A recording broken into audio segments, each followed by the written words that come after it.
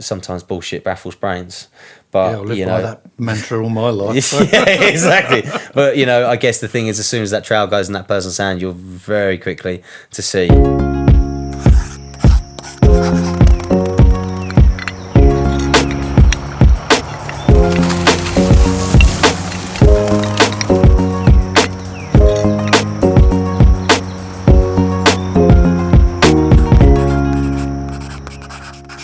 Welcome to another Outside Crowd podcast, and I'm here with the one and only Ryan Murphy. Yo, how we doing? All good, you? Very good, sir. Very good today. Very good. And I'm not here with the one and only William Gordon. No, where is that man? So once again, William can't make it because he's very busy boy. He's important as well. Mr. Important. He's very important, so we don't get the pleasure of his company. But still, we can talk about important things, and we're going to talk about important things today.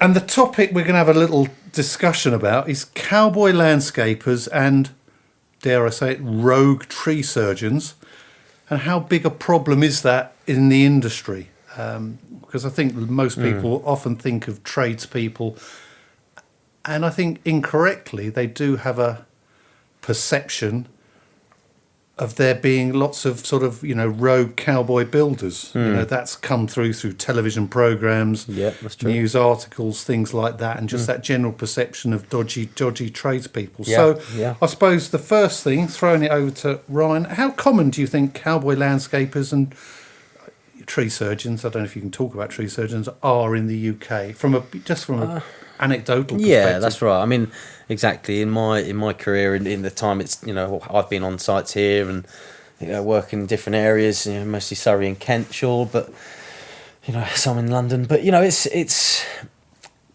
I think it is in every industry, of course, but in landscaping and tree surgery, yes, I do see the effect of it as it is in where I'm working. So we do see it where you have a company that's not insured or hasn't been doing it for that long, and saying yes to things that they not necessarily they can take on, and then making a bit of a muck of it. And I think there are unfortunately a few around. Yeah, so there probably are. I imagine there's probably less than most people think. But do you sort of get a feel for the number of people just by working around in the industry? And also when people apply for jobs with you, can you suss out whether people are effectively not as good as they make out? Yeah, you can definitely, through conversations with people, yes. I mean, getting a phone call, and it's someone applying for a landscape position, and you get the hello matey over the phone, or the hello mate. You can very quickly go, okay, well, what do you know? What can you do? And you always get the story of, well, I've done it before. I've done it with so and so. I've been around it. It's like, yeah, okay. Well, what can you do here? So it is very difficult to gauge sometimes, but you do get a sense quite quickly of, sometimes bullshit baffles brains. But I've lived by that mantra all my life. Yeah, exactly. But I guess the thing is, as soon as that trowel goes in that person's hand, you're very quickly to see. You're going to find out very, very quickly. And nobody, anyone who's in the trade, bullshit walks, money talks. It's when they ask for that certain wage, and it's not going to match their skill level. And I think there are a few people out there that genuinely think that they might be worth that, and upon, I guess, looking at someone like myself or some other company working alongside, going, can you do these cuts like this? It's like, well, actually, no, I can't do them to that accuracy. It's like, well, okay. So that kind of thing, you can tell through a conversation. But also, it's the when you do have interviews with labourers, and they let's turn up and they're in their trainers and their tracksuits, and it's. They do a couple of days, like we had the 4-day challenge. They do a couple of days, and they're just so out of their depth with the fact that they haven't been taught to barrow it's facing the right way. They haven't been taught to clean up behind them. There's no, and it kind of gives a bit of an instinct that these guys they've just been thrown on a project. Nothing to do with them. They've been thrown on a project, asked and told to do something, and suddenly they're landscapers, and it's like, no, that's not how it works. And I think that there's you can tell with some people that have been with other guys that I guess they're doing the usual little patio here and the turfing there, and Yeah. So what sort have you come across instances where of sort of like rogue builders and the effect and what they've actually done to clients and the problems they've caused? Have you come across it firsthand, or do you know of any issues where you've? I'd say I don't know about. I wouldn't say firsthand. I can't think of any scenario firsthand that I've personally dealt with it. Having conversations with clients beforehand, where you go into a viewing of a property and they say you come highly recommended. Oh, that's great, and you go into the house and you can feel this kind of there's something wrong. There's something wrong, and I guess it's like going into a relationship when the other partner's had a bit of trauma and history, and it's like okay, clearly that they've had a builder or landscaper before or a tree surgeon before that's not done the thing they've said, and. But have you found that? So, like, if you're doing a patio, and then obviously you've got to take up the old one, and you then look at it and then go, oh God, every time. How did they get away with doing this? That happens more times than I can care to think about, because it's frustrating taking up work that should be down for a lot longer, that hasn't been down for that long because of the fact the way it's been laid. There's dot and dab still going on, which I can't believe. People using soft sand.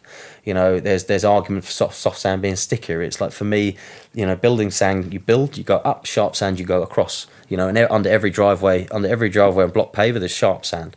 And it's stronger than soft sand. Going across that, and this half and half method, for me, you're trying to get the stickiness from the soft sand to put it into the sharp sand. So for me, what you're doing is you're mixing one sand with soft sand, making the whole thing weaker itself. So that's that. There are different ways of doing things, but if I lift up a patio slab and it's got a full bed of mortar, whichever one, to be fair, as long as it's a full contact bed with a slurry on the back of it, if it's, especially, I know sandstone, it wasn't done before, as long as it's got a full contact bed, you think, right, well, you're off to a good start. But once you get through that full contact bed, you're looking at 20 mil of MOT. So it's kind of, if you one side you've got dot and dab everywhere, which is the dot and dab is just on each corner in the centre, and you're leaving holes everywhere, which is not good whatsoever for a patio. If they've done that, then there may be a better sub base under it. Yeah. Not necessarily, but What sort of percentage do you reckon, if you're going in and you're taking up the old patios, what sort of percentage do you reckon are of a quality that you would think is acceptable? And you think, yeah, that's quite a good job, or do you find that the majority are not to the standard you would install to? I'd say 80% of them are not as good as they should be. Definitely. I mean, that's 80%, and I'm just. I mean, 80%. I think is 80% is being kind. I think, to be honest with you. And do you think? I suppose a lot of it also comes down to the fact that clients don't necessarily know what an adequate spec should be, and even if they do, a lot of them leave the landscape to get on with the work while they're out. Yeah. So they can't necessarily inspect the work while it's going in. Do you think that's a part of the problem? Well, the thing is, I guess it shouldn't. I guess that's like it. That shouldn't be part of the problem. I guess that shouldn't even come into it. That's the. It shouldn't. No, I know what you're saying. No, I know what you're saying, and that. But I guess for me, that shouldn't be the way. And I feel it'd be nice to have to be inspected. I wouldn't want someone inspecting my work. Absolutely not. I wouldn't. If any officer turned at a site inspector come up to my job, I'd be delighted to see him. But even if it was just a client there, just to have a look, to say, to check what's going on and say, can you show us what's going on? You said in your spec, you're going to do whatever thickness of MOT, blah, blah, blah, blah.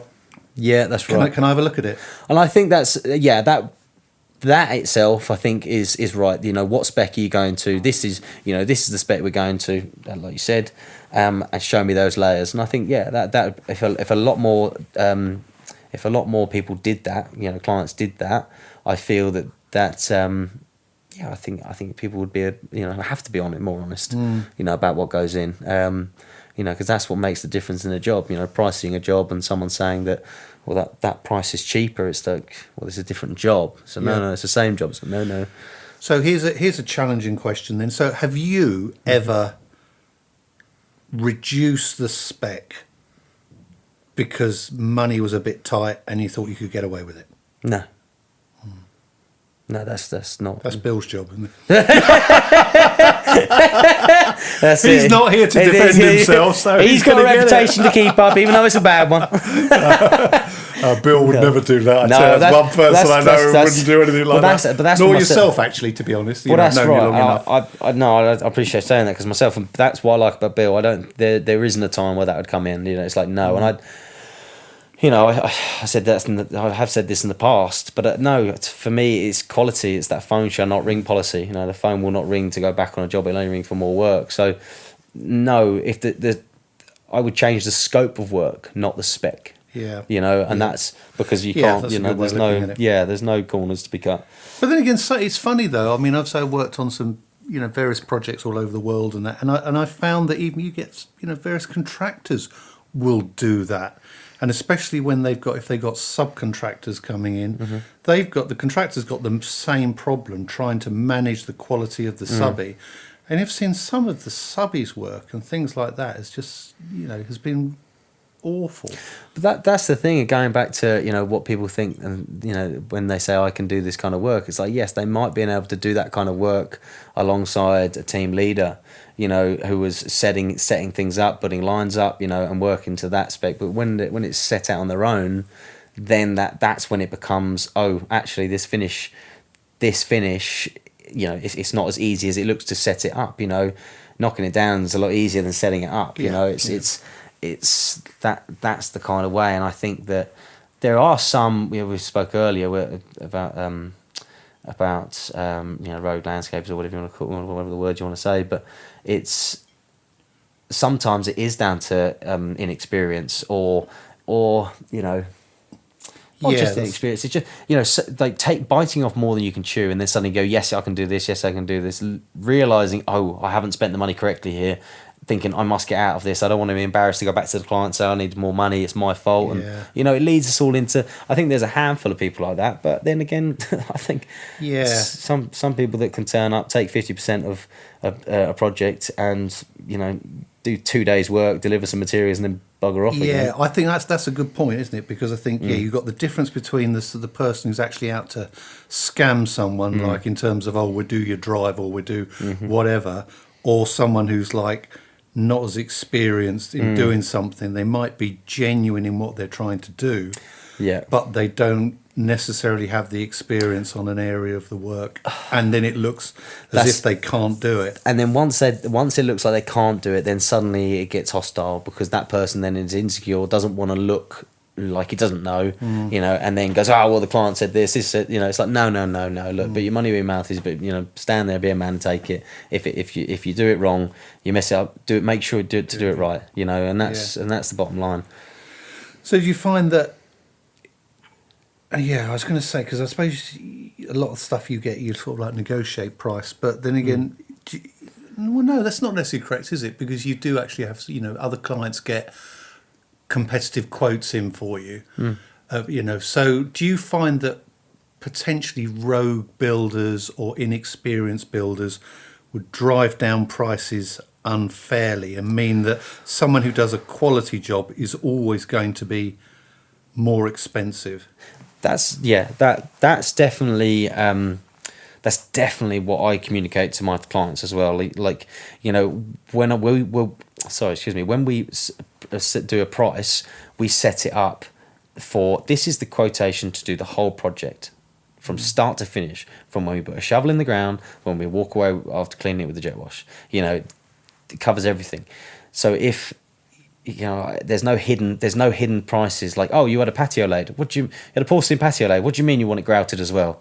I didn't know that. That's an extra. It's like, no, it's all within this quotation. So making sure that you're pricing for apples for apples is is not easy to do. But I always say to people, I'm not competing on price with somebody, because I know the standard, what we do, and the layers that we put in, and trying to, these are the specs we work to. This is what we do. And I explain it all in my quotation.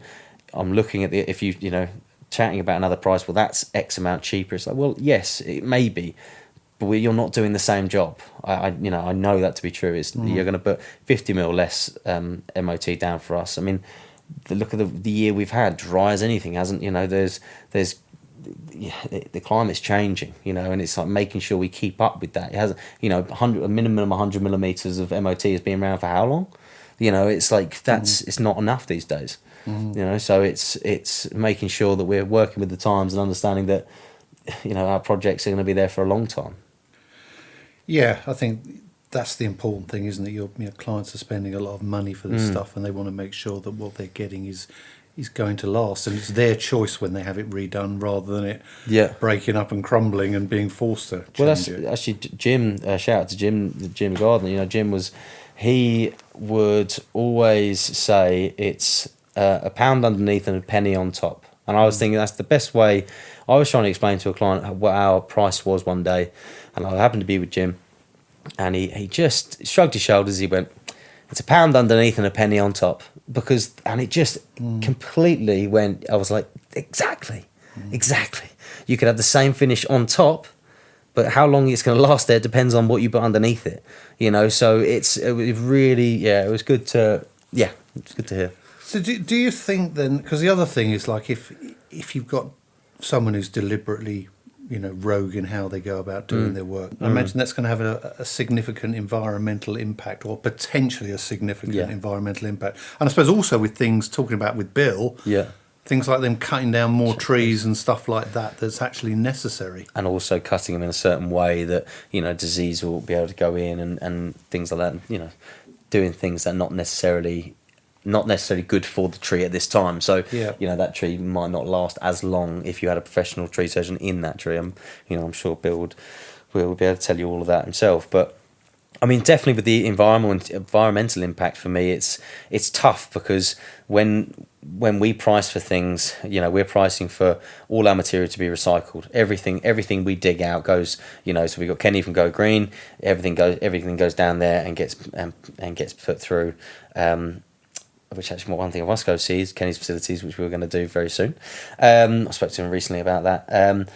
And also, our skips go to Omni and Tunbridge Wells, and they recycle 100% of what they get. So everything that we take out of the project, and that is out of the ground as well. That's not, there's no rubbish buried. There's nothing. We're digging out the old patio, and you come across an old, say for example, an old plastic bag or something. That goes straight into a recycling bag. We have a bag on site that goes straight to recycling. So we collect half a bag of rubbish from the whole site, underneath the patio, or the old patio, underneath the old decking.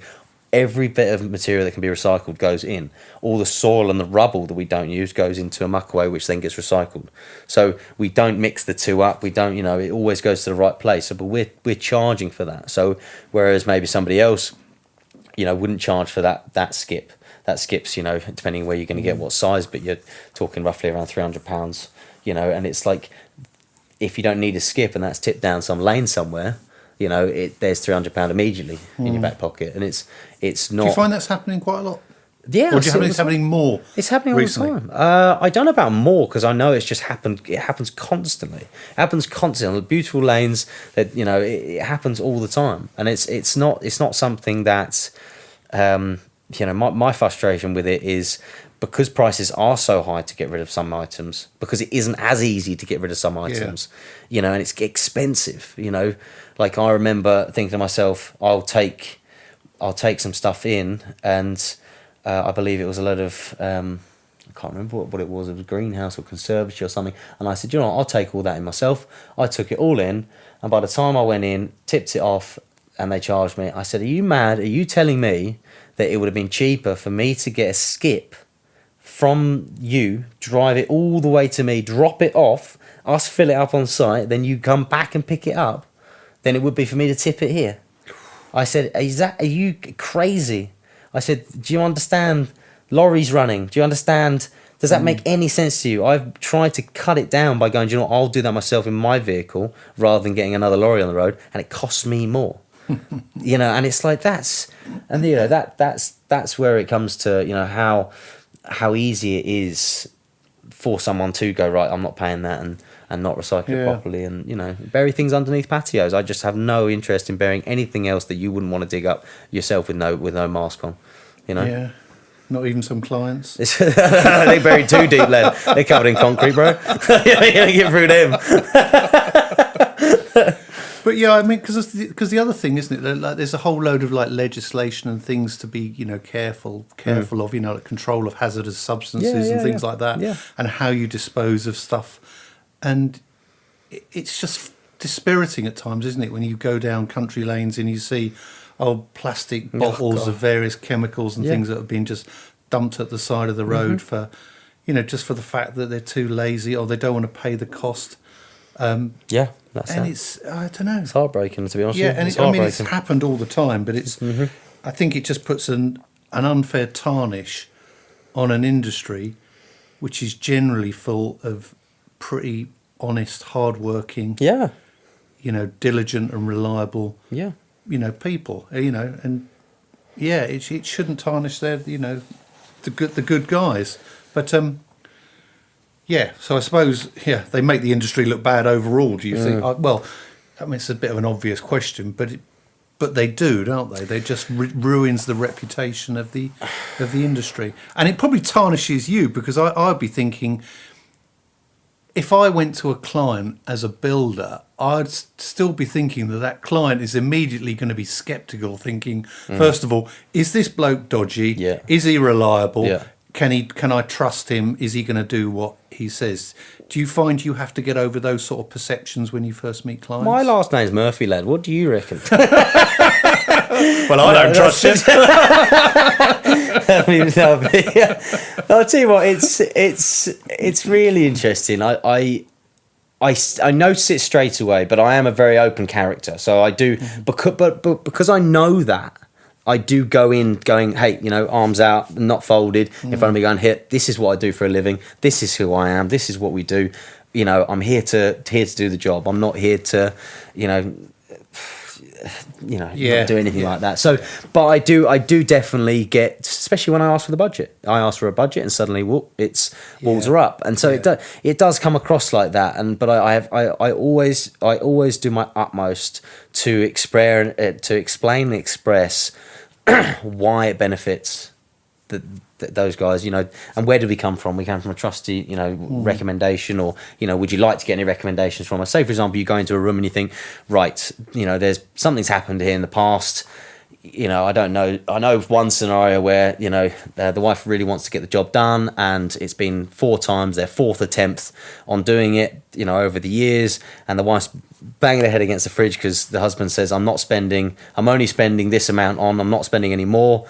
But, you know, for what they want isn't enough, so they keep going for the cheaper quote, you know, and having these nightmare situations that just sound horrible. And, you know, like I've been in scenarios before where, you know, the tears come out, where it's like, we had such a problem before, we had such a problem before, that you're understanding what it should be like now, which I think is just a flat normal thing, you know, being trustworthy and, you know, honest. I mean, that's like, you know, for me, that's not going any higher up. That's just being normal. Yeah. You know, they think, we've had such bad experience. Like, yes, because, you know, unfortunately, you might be going for the cheaper quote. You might, you know, you're not, you know, we can do it next week. Well, who can do it next week? You know, come on, let's have a think, everybody. So how would you so how can customers then spot a cowboy? Before, what sort of things would you be looking out for? Because I'll be thinking of things like, you know, no insurances. Riding horses. Doing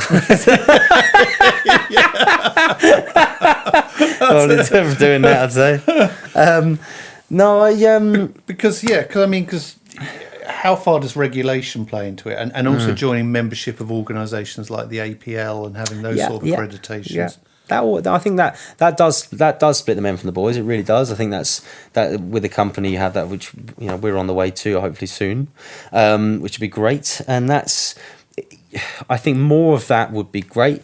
But there are you do have the the trade sites that I can't even think of the names of them. The Check Trade, the My Builder, things like that. But there's stories that I've heard from those things that are just. So I don't know if when you're talking about regulating companies, I don't know whether that's the best route to go down. Where there's, I'm not sure. It'd be interesting to get someone like Check Trade on here to have a chat. Because, yeah. Have you ever been asked to show your insurances by a client? I'm under Sky Cover.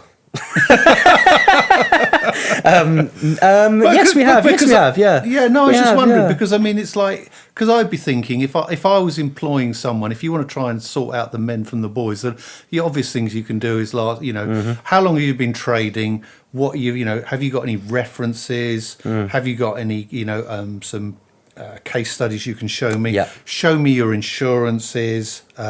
What's your website like?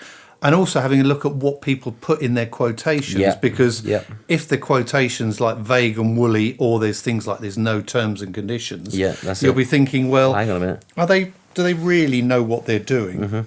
So I was wondering if you've actually been asked for people to show your insurances, just to say that you are. I tell you what, absolutely, we have been asked for our insurances, and we'll have to get them redone. No, absolutely, we do get asked for insurances, and we do obviously supply those and bring those across. And it's nice because you do know you're working with a client that's like, hey, I want to get this job done. I want to get it done properly, and we're like, hey, we want a client to want a job done, and we want to do it properly. So it's nice. But saying that, I think out of all the people that we've done work for, only a handful have asked. It's interesting. You're right. I think it's an interesting one. I think that should be. I think that should be the first port of call. I think it should be. I think I've said on the podcast before. If someone turns up and you see dirty shovel and a dirty mixer, and if people aren't going to respect their own tools, why are they going to respect your job? Yeah. Things like that. Straight away. Flags should go up. But yeah, you're right. There's not a lot of people ask me for insurance. And I'm not sure what the reason for that is. I guess it might be recommendation or whatnot, but I think you're right. I think, JB, you bang on. It's just one of those things, isn't it, to try and find out? Because then the other thing is, it's like you with the current regulations, CDM plays a part even in domestic work nowadays. So, there's things that clients can ask contractors just to sort of probe a little bit to try and see whether, the contractor knows what they're doing, whether they're actually on top of current legislation, current requirements, environmental standards and things. Because ultimately, I think if a contractor doesn't know what the job is all about and what it all encompasses, then, ultimately the client could catch a cold and catch a, get a crap job done. I've been in clients' houses, been in the properties, and they're talking away, and suddenly someone would say, "Oh, can I ask you a question? Sorry for all these questions." I'm like, if I can't answer this question, I shouldn't be in this garden. End of. Like, if there's a question that you're going to ask me about landscaping, the thing I'm turning up to do, and I don't know the answer, I shouldn't be here.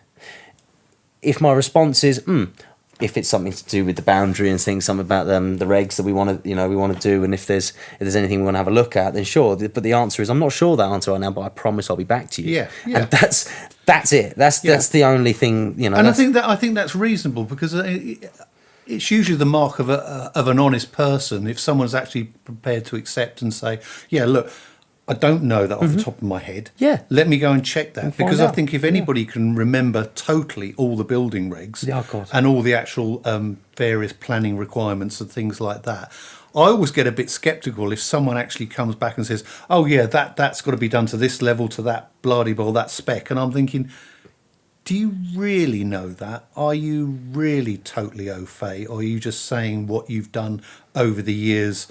Yes. Rather than it being what's in the current legislation. Because if someone said that to me, my first thing I'd want to do is, after they've gone, go back and check it. Yeah, that's it. And then to see whether they're actually talking rubbish or what. So it's it's an interesting one, isn't it? Do you think we should have something like an approved contractor register or approved contractor scheme?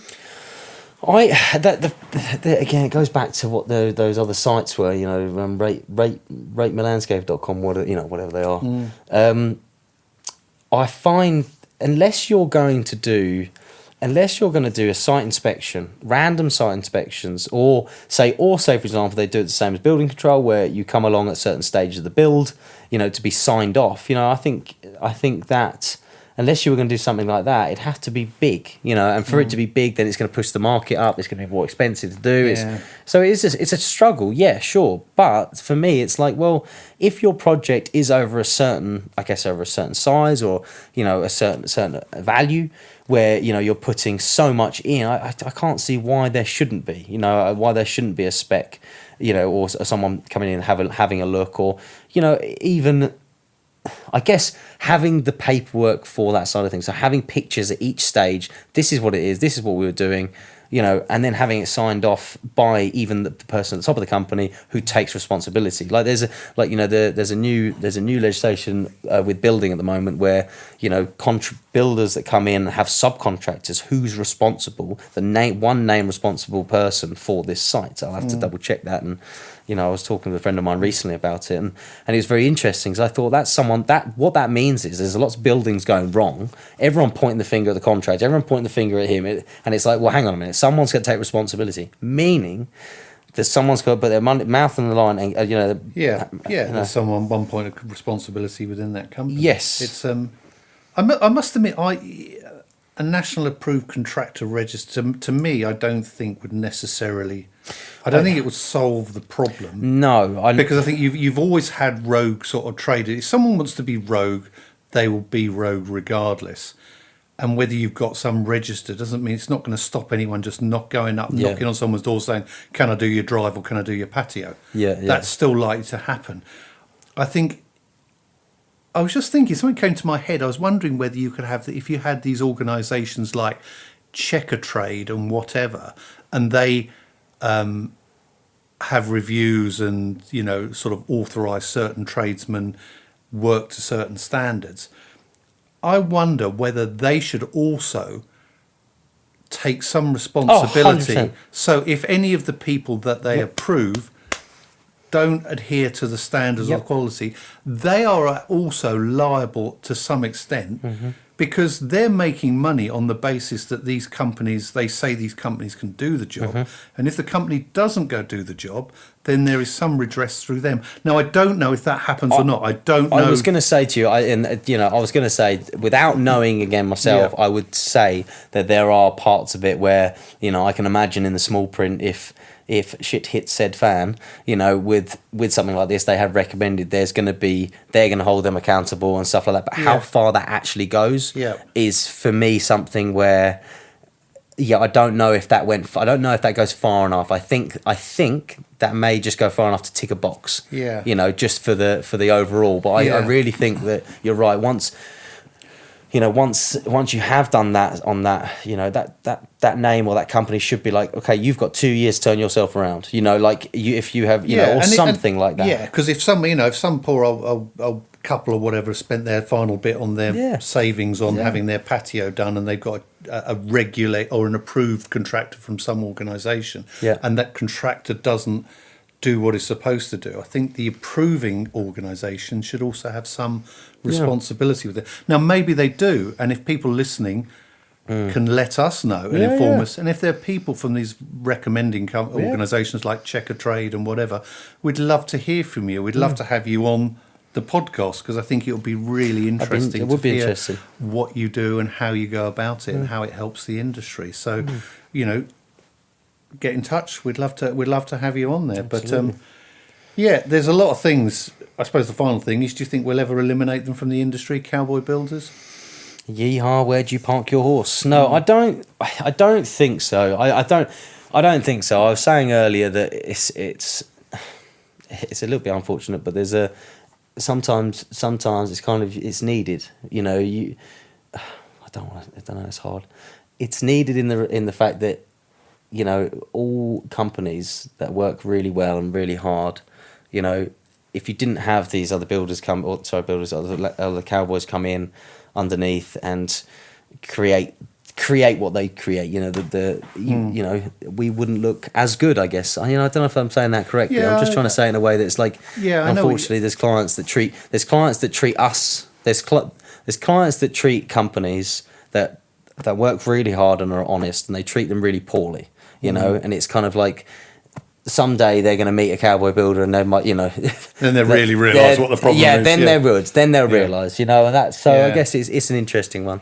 Yeah, I mean, I don't just think it's human nature. It's like you're never going to eliminate anything from the industry, which is why I don't think we should go necessarily beyond some big national approved contractor register, because I don't think it would necessarily help. There'll be so many companies that need to be regulated. I just think it would create a bureaucratic minefield. That's right. But I don't know. I think the main thing is trying to keep people need to be educated as much as possible. That's why I'm always big favour of making, if people put quotes in, contractors detail what they're going to do, what their specs are. Try and put as much detail and try and educate the client as well. Because if you're good at your job, you can sit there and talk to your client and explain what you're going to do and why. That's it. And if you can talk through that construction process, that should help to give, you know, the client more information. And also you can show them previous jobs, previous recommendations, and you can just sort of, you know, demonstrate that you are credible. And most of the people that I've seen are, but it's demonstrating to a client so that they can, you know, have some confidence that the person they're using is a good egg. But with that, we are coming towards the end of our time. It's been a good old chat. Yeah, man. And I suppose, once again, thanks everyone for listening in. If you can give us any reviews, any 5-star stuff, 5 stars, please, only. all that sort of stuff on Spotify. If you want to come on, TripAdvisor. please get in touch with us. We want to get, we're going to get some more guests and things. So, So from Ryan. See you next time, team. From Bill. And we'll see you next time for another Outside Crowd podcast.